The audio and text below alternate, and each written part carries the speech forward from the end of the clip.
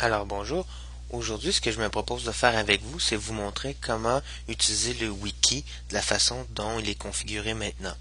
Alors la première chose, c'est évidemment d'accéder au site web de Claroline à l'adresse technopédagogie.nap.ca. On sélectionne par la suite hiver 2010, puis on entre son identifiant et son mot de passe qui sont les mêmes que ceux de Borel. Lorsque vous avez fait tout ça, vous accédez à la page qu'on voit en ce moment à l'écran et vous allez sélectionner Analyse des politiques publiques. Vous aurez peut-être d'autres cours, comme c'est le cas ici sur mon écran. Vous aurez peut-être d'autres cours, mais sinon, si vous avez que Analyse des politiques publiques, allez choisir Analyse des politiques publiques. Voilà. Vous obtiendrez ce visuel. Vous allez cliquer ici sur Wiki. Alors, vous voyez, à partir de maintenant, chaque étudiant a son propre wiki. Ce que vous faites, c'est que vous allez sélectionner votre wiki. Dans mon exemple, je vais prendre celui du professeur, donc Jean-François Savard. On clique et vous tombez sur la page principale. Cette page peut être éditée, mais vous n'avez pas besoin d'éditer cette page. En revanche, regardez, chacun des thèmes pour lesquels vous devez faire un journal de lecture est déjà inscrit dans la page principale, comme vous voyez à l'écran. Le problème que nous avions en classe, c'est que certaines pages, certains titres de pages avaient des accents et c'est ce qui venait tromper le petit logiciel de wiki inclus dans Claroline. Alors, les accents, vous pouvez les mettre dans votre texte, mais vous ne pouvez pas les utiliser pour des titres de pages. Mais c'est pas grave, les titres sont déjà en place, vous n'avez plus besoin de créer de pages, elles sont là, vous n'avez qu'à les éditer. Pour éditer une page, ce que je fais, évidemment, si vous allez voir toutes les pages, vous verrez que vous n'avez que la page principale. Alors, comment les pages se créent? C'est tout simple. Disons que je clique ici sur Théorie de l'évolution d'une politique publique. J'y accède. Et là, j'ai la possibilité de pouvoir écrire. Alors, j'écris un petit texte. Voici ce que je pense de... Et là, vous voyez, j'insère un accent, j'aurai pas de problème. De l'évolution d'une politique publique. Je peux inscrire un certain formatage minimal. C'est pas la mer à boire, mais bon, par exemple, si je veux que mon pense soit en gras, je peux le mettre en gras.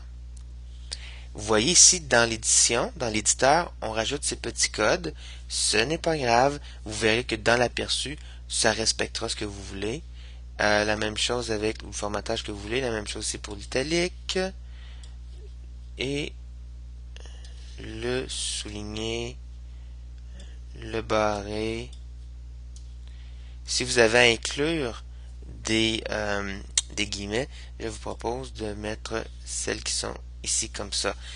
Ça va éviter des problèmes si vous mettez vous-même les guillemets. Ça pourrait influencer l'aperçu par la suite, le formatage du texte. Vous avez aussi, si vous voulez, des puces à numéros. Ici, ces éléments de formatage ici sont particuliers. Je vous invite à pas vous en servir. Ça pourrait induire des erreurs plus qu'autre chose. Sauf peut-être pour ici, qui est un retour à la ligne forcée. Si jamais donc, si vous voulez changer de paragraphe, il faut mettre un retour à la ligne forcée comme suit. Ça rajoute le code pour les wikis. C'est pas très convivial, mais c'est l'outil qu'on a pour l'instant avec Claroline. Donc, quand j'ai fini mon texte, ce que je fais, ah oui, avant de terminer, vous voyez, vous pouvez aussi inclure ici des liens externes vers un lien vers une image externe. Moi, je vous invite à pas le faire, juste pour éviter des problèmes. Mais si vous voulez, ben ça existe, vous pouvez toujours le faire. Alors, une fois que c'est fait, je clique sur Enregistrer. Une fois que j'ai mon texte, je clique sur Enregistrer. Et vous voyez mon texte formaté. Donc, j'ai mes guillemets ici, mon barré, mon gras, mon italique et mon souligné. Et mon texte. Voici ce que je pense de l'évolution d'une politique publique. Maintenant, pour m'assurer que la page est bien enregistrée, je vais dans toutes les pages. Et vous voyez, j'ai donc ma page principale, théorie de l'évolution d'une politique publique. Donc, si je reviens à la page principale, je reviens ici. Je peux aller voir toutes les pages et j'ai théorie de l'évolution d'une politique publique.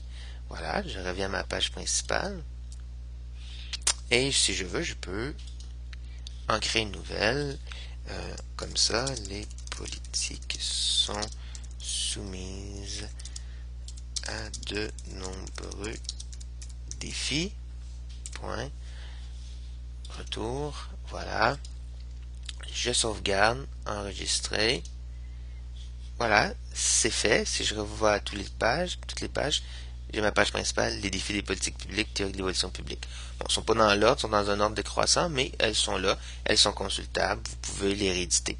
Évidemment, comme c'est un wiki, techniquement, tous les étudiants peuvent éditer toutes les pages de tous les autres étudiants, mais je vous invite à ne pas le faire, à être respectueux pour vos collègues.